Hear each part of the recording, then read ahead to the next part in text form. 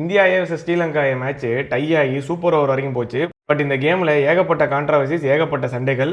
India ஏக்கு 10 run penalty கொடுத்தாங்க. அரை மணி நேரம் மேட்ச் லேட்டாக நடந்தது. அப்புறம் சூப்பர் ஓவர் வேணாம் அப்படின்னு அம்பையர் சொன்னாங்க. அப்புறம் சூப்பர் ஓவர் வச்சுக்கலாம் அப்படின்னு சொல்லி திலக் வர்மா அம்பையர்கிட்ட ஆர்குமெண்ட் பண்ணாரு.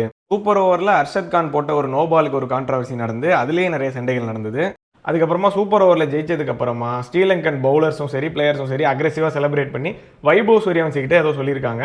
வைபவ் சூரியவன்சியும் அதில் ட்ரிகர் ஆகி ஸ்ரீலங்கன் பவுலரை அக்ரெசிவாக புஷ் பண்ணியிருக்காரு. நான் இதை பற்றி ஏற்கனவே ஒரு வீடியோ போட்டேன். அதுக்கு ஒரு சின்ன கிளாரிஃபிகேஷன் கொடுத்துக்க விரும்புகிறேன். வைபவ் சூரியவன்சி அந்த ஸ்ரீலங்கன் பிளேயரை புஷ் பண்ணியிருக்காரு. பட் அதில் நான் யூஸ் பண்ண இமேஜ் அவர் வந்து அந்த ஷர்ட்டை பிடிச்ச மாதிரி இருந்திருக்கு. அது ஏஐ ஜென்ரேட்டடு. அதை தப்பாக யூஸ் பண்ணிட்டு அதுக்கு நான் அப்பாலஜைஸ் பண்ணிக்கிறேன். அண்ட் அதே வீடியோலேயே வினோத் கேம்ப்லி, பிருத்வி ஷா மாதிரி நிறைய பிளேயர்ஸ் டேலண்ட் இருந்தும் ஆட்டிடியூட் அண்ட் பிஹேவியர் ப்ராப்ளம்ஸால அவங்களோட கெரியர் பீக்குக்கு போக முடியாமல் போயிடுச்சு.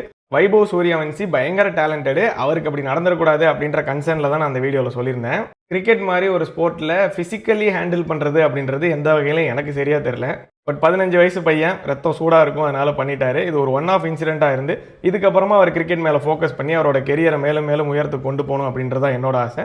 உங்களோட கருத்து இதில் என்ன அப்படின்றத சொல்லுங்கள். கிரிக்கெட்டில் ஸ்லெட்ஜிங், பேண்டர்ஸு இந்த மாதிரி ஃபிசிக்கலி இன்வால்வ் ஆகிற சில மொமெண்ட்ஸு இதெல்லாம் எங்கே அந்த லைனை ட்ரா பண்ணணும், எந்த அளவுக்கு போனால் கரெக்ட் அப்படின்னு உங்களுக்கு தோணுது அப்படின்றத சொல்லுங்கள்.